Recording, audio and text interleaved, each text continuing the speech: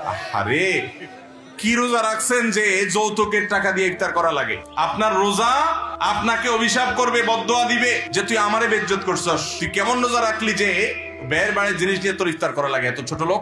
আমি গত বছর না তার আগের বছর যেন আপনাদের সিলেট শহরে এক মসজিদে আলোচনার সময় বলছিলাম, এরকম প্রশ্ন দিয়েছে একজন যে মেয়ের বাবা তার আর্থিক সঙ্গতি নাই, তারপরেও আপনার মেয়ের শান্তির জন্য, মেয়ের সুখের জন্য মেয়ের শ্বশুরবাড়িতে ইফতার দিতে হবে।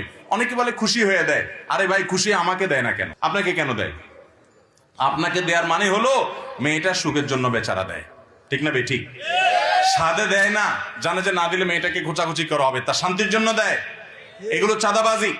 তো আমি সেই প্রশ্ন উত্তরে বলছিলাম, যাদের শ্বশুর বাড়ির কাছ থেকে এরকম ইফতার কোরবানির সময় গরু ছাগল আশা করেন, তারা আল্লাহর হস্তে ওই মেয়েটাকে কষ্ট না দিয়া, না জ্বালাইয়া আমাদের কাছে আসুন্নাহ ফাউন্ডেশনে দরখাস্ত লেখেন যে আমি একজন ফকির কপাল পড়া ছেলের বাপ বা ছেলের মা, বা আমি পাত্র, আমি আমার শ্বশুর বাড়ি থেকে যৌতুক প্রত্যাশী ছিলাম, কিন্তু আপনার ওয়াজ শুনে সেটা নিতে পারলাম না। আমি গরিব মানুষ, ইফতার করার টাকা নাই, তাহলে আসুন্নাহ ফাউন্ডেশন ইফতার তহবিল থেকে আপনাকে ইফতার দেওয়া হবে ইনশাআল্লাহ।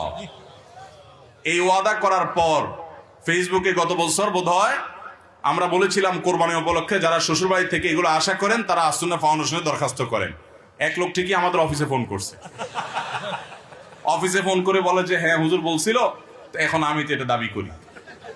তো আমাদের অফিস থেকে তারা বললো যে ঠিক আছে, আপনার জন্য আমরা অবশ্যই কোরবানির গরু ছাগলের ব্যবস্থা করে দিব, তবে সেই সাথে আমাদের ফাউন্ডেশনের দায়িত্ব হিসাবে আমরা নামটাও কিন্তু প্রকাশ করব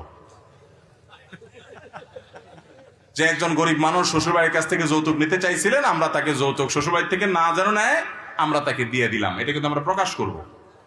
তখন বলছে ভিক্ষা থাক কুত্তা ঠেকাও, আর দরকার নেই। তো ভাইরা আমার, এই সমস্ত যৌতুক আমরা এগুলোকে ঝাঁটা দিয়ে বিদায় করবো তো ইনশাআল্লাহ। খবরদার মেয়ের বাবার বাড়ি থেকে এগুলো আশা করবেন না। বলবেন যে খুশি হয়ে দেন না, খুশি হয়ে নেবেন না। খুশি হয়ে আপনি দিতে পারেন না, ছেলের বাপ আপনি দিতে পারেন না, আপনার খুশি সব চলে গেছে, ওই মেয়ের বাপের নিয়ে সব খুশি। বোঝা গেল এগুলো সবগুলো নীরব চাঁদাবাজি। এগুলোর বিরুদ্ধে আমাদেরকে সংগ্রাম করতে হবে ইনশাআল্লাহ। মেয়ের বাপকে বরং উল্টা আরো হাদিয়া দিবেন, বাতাস করবেন বসে বসে। আল্লাহ আমাদেরকে তৌফিক দান করুন।